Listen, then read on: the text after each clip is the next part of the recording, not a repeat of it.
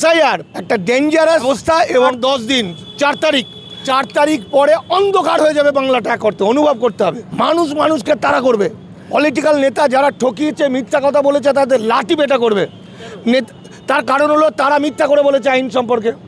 তারা আজকে ধরুন আজকে এইখানে এই বদর না করে 50টা গ্রাম 20টা গ্রাম 5000 গ্রামে চলে যেতে বলতো যে আর 10 দিনের মধ্যে আমাদের ভ্যানিশ করে দেবে, কিন্তু আমরা ভারতবর্ষের প্রকৃত ভূমিপুত্র, অখণ্ড ভারতের ভূমি সন্তানরা, খণ্ডিত ভারতের নাগরিক।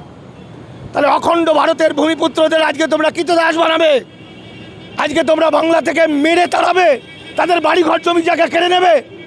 আর কতিপয় দালালি করে বিজেপির একদম গোপন সেলের লোক হয়ে এই বোকা সরল মানুষগুলোকে ঠকাবে।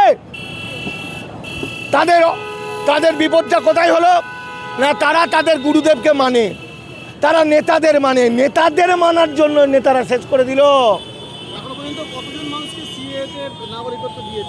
সিএতে নাগরিক দেখুন, সিএতে নাগরিকত্ব পাওয়ার কোনো সুযোগ নেই, কারণ সিএতে নাগরিকত্ব পাওয়ার আগে আশ্রয় চেয়ে চিঠি দিতে হবে, দ্যাট ইজ কল এলটিভি। 2014 31শে ডিসেম্বর পর্যন্ত 31,313 জন ছিল, এখন আরও হয়তো 10,000 5,000 বাড়তে পারে।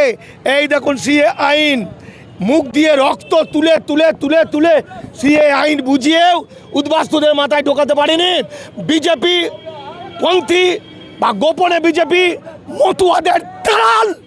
মতুয়াদের মধ্যে আছে আরএসএস বিজেপির দালাল, এরা ধ্বংস করে দিল, সমস্ত মিথ্যা কথা বলেছে। এই তো বইয়ে লেখা আছে সিএ আইন, এখানে কি লেখা আছে দেখুন, পড়ুন আপনারা শিক্ষিত মানুষ। হু আর কম্পেলড টু সিক শেল্টার, যারা আশ্রয় চাইতে বাধ্য হয়েছে। তাহলে আশ্রয় চাইতে হবে তো, না কাঁদলে বাচ্চা মা দুধ দেবে? তাহলে পৃথিবীতে এমন কিছু আছে চাইলাম না দিয়ে দিল? তাহলে এইটা চাইতে হয়, এটা চাওয়ার ফর্ম, সিএ নয়, আবার ভুল, এলটিভি। সিএ মানে তো যখন আশ্রয় দেবে, 5 বছর হয়ে গেল আশ্রয় পাওয়ার পর এলটিভি।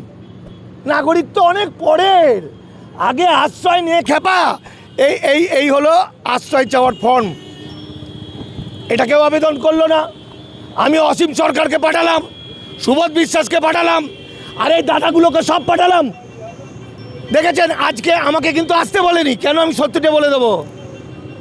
দালালি, সব দালাল, বিভিন্ন পার্টির দালাল করে বোকা শোকা মানুষগুলোকে চিরকালের জন্য বেনাগরিক করে দিল।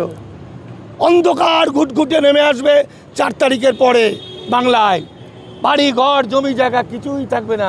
অথচ এই মতুয়াদের উদ্বাস্তুদের যা ক্ষমতা ছিল, একবার টোকা দিত 5 লাখ লোক নেমে পড়তো, এমনভাবে বিভ্রান্ত করে দিল। আর এরা শুনবে কে দালাল, কে চিটিংবাজ, কে মিথ্যাবাদী, কে মূর্খ, তার কথা।